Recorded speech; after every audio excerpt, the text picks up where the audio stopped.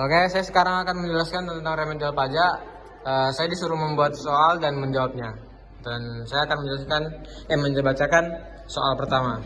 Dan membuka deposito berjangka dengan nominal 600 juta, jangka waktu 6 bulan, bunga 12% per tahun. Pembayaran dilakukan dengan cara setoran tunai yang ditentukan. Dan saya di sini ada 3 poin yang harus dicari. Bunga yang diterima Daud 6 bulan. Pajak yang harus diterima bayar Daud. Bunga bersih setelah pajak. Dan cara mengerjakannya, bunga 600 juta. 600 juta ini adalah nominal depositonya, dan dikali 6 dan bagi 12 dan kali 12%. Hasilnya 36 juta. Pajaknya 20% dikali 36 juta hasil di sini sama dengan 7.200.000. Dan bunga bersih yang akan diterimanya 36 kurang 7.200.000 sama dengan 28.800.000. Nah, sini akan masuk ke soal kedua. Kita akan melihat PTKP-nya. Ini tunjangan anak. Dan saya akan memberikan soal kedua. Dan adalah seorang PNS golongan 1 dengan NPWP 09098987600500 pada bulan Januari 2023. Dan menerima gaji pokok sebesar 1.500.000. Dan telah menikah dan memiliki tunjangan 3 anak atau K/3.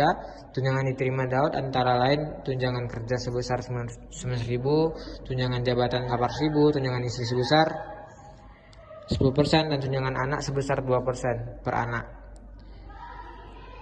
Daud membayar pensiun sebesar 75%. PPh pasal 21 yang harus dibayar Daud tiap bulan adalah, kita akan mencari di sini.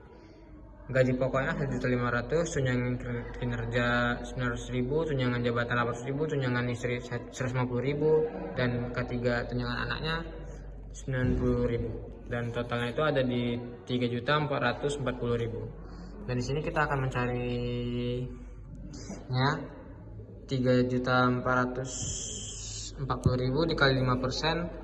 5% itu cuma 172.000, dan 3.450.000 dan dikali 4.724, 4% 75%, 163.400, dan ditotalkan dari 335.400. Dan di sini dikurangkan 3440 dan 335.400, dan totalnya 3.104.600. Lalu dilanjutkan dengan 3.100.000 PN sini dikalikan 12 menjadi 3 juta 3.505.200. Dan K3 di sini ada 72